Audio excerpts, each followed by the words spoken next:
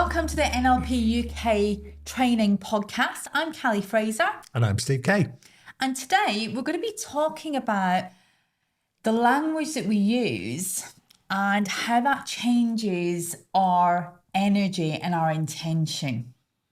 So first of all, let's talk about things that we feel we have to do. So this is really useful personally, but also for detecting language in other people. So for example, we can pick up whether they are taking personal responsibility, whether they're above the line or below the line. Can I give you an example of a few years ago, how I first detected this in myself? And basically, you hear people saying, I've got to do this, I have to do that, I must do this. I've got to do this, I've got to do that. So when Dawn used to go to her old gym, she used to say, I should go to the gym really. And I kind of knew she wasn't going to go. Whereas now she goes to Champneys and it's like, oh, I'm going to Springs later. I'm going to go in the sauna as well. Back about mid-afternoon, something like that. And then she's going to go and really enjoy it. Whereas with the old one, it was like, I've got to go. I should go. Yeah. I've got to do my appraisals, that kind of thing. So, but also you can detect this in yourself as well as other people. So I remember a time a few years ago when I used to do the internal verification for our leadership assignments. And I remember having a big pile to do. And we have to do that internal quality check on the markers. And I remember saying to myself, oh, I've got to do that IVing this morning. And I'm like, nah, I'd rather do something else instead. And then the next morning, it was still the same thing. I wasn't out training. Oh, I should do my IVing really. I've got to do my IVing. And then I heard myself while I was saying, I should be doing this. I've got to be doing that.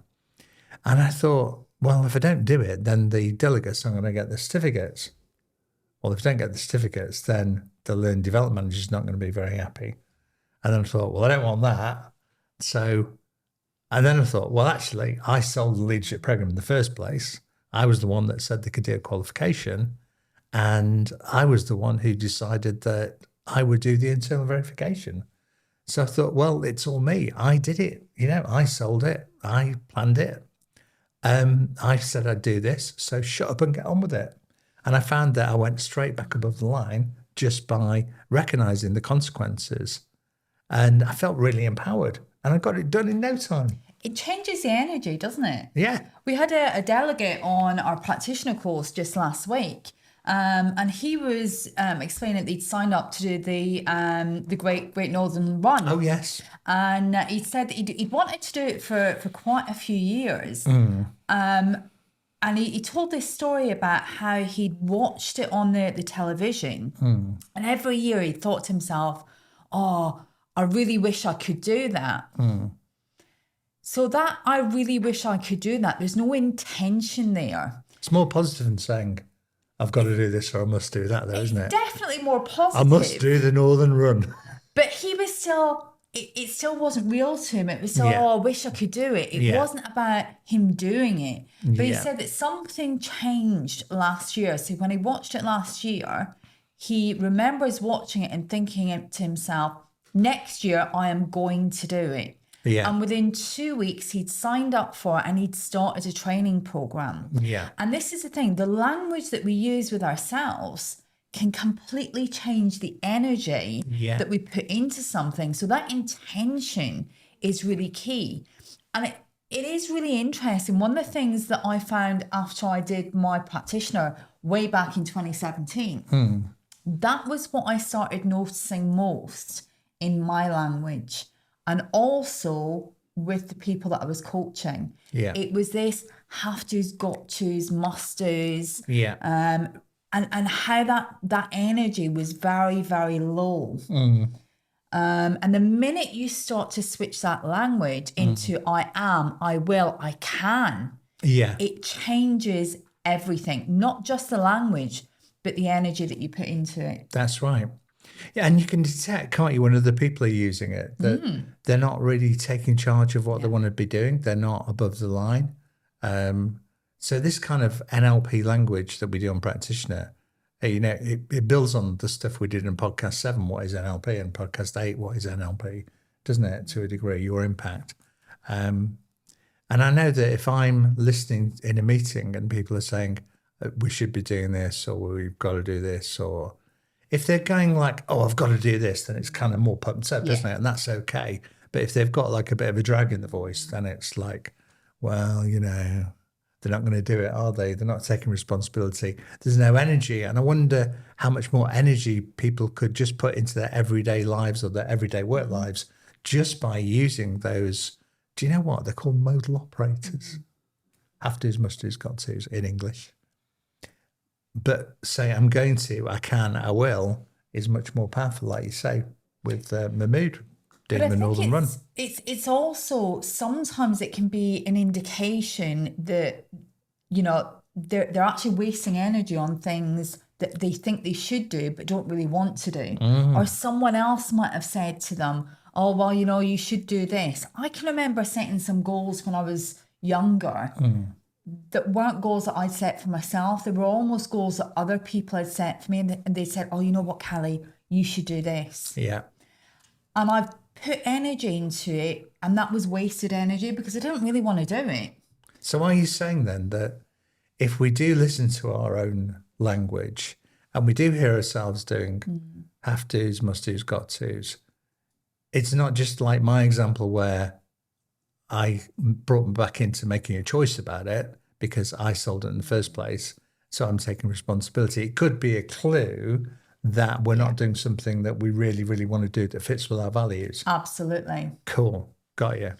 And actually, when you recognize that within yourself, you can stop wasting that energy, that time, that effort doing something that someone else maybe thinks that you should do. Yeah. And really focus on what's important to you. Yeah. So certainly when I set goals now, they're coming from a very, very different place to some of the ones that I set when I was younger. Yeah. Because they're really, like you say, they're true to my values.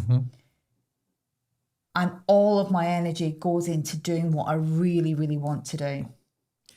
So the tip is, if you listen to your own language, are you saying, oh, I've got to do this, I've got to do that, I should do this, and then think about the consequences.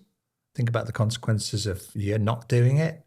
And then you kind of realize that, well, you probably put yourself in that situation. I mean, when someone goes for a job interview, you know, they're the ones who put themselves forward, aren't they? They're saying, yeah, I want to do it. This is me. I can do it. I'll do a great job for you. So if they start moaning a year later about some part of it, well, they're the ones who filled out the application. Yeah. If you fill out applications these days, I don't really know. Last time I went for a job interview was 24 years ago, I think it was. Maybe even longer. And also about making sure we're aligned to our values.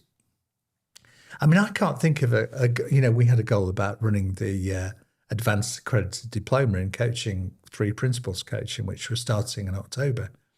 And I can't remember thinking, oh, I must design a coaching program. I've got to do a coaching program. It's like, well, we're going to do it.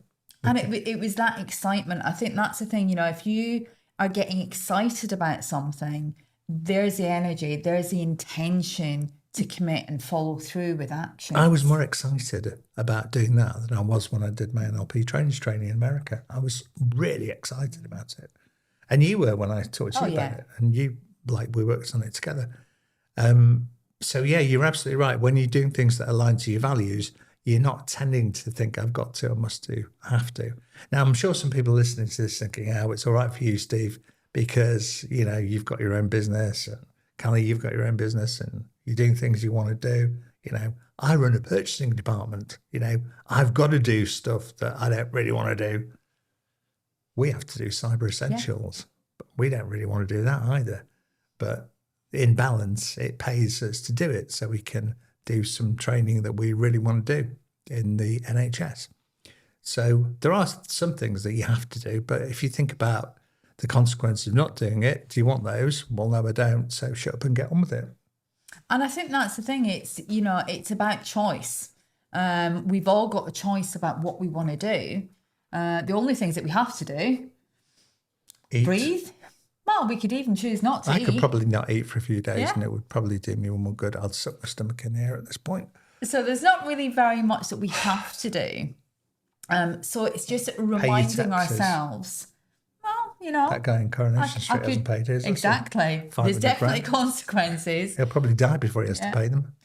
But we've all got a choice. So this is what it comes back to. So if you find yourself using those words like have to's, got to's, must do, just remind yourself this is your choice. No matter what it is, you have always got a choice to do something different.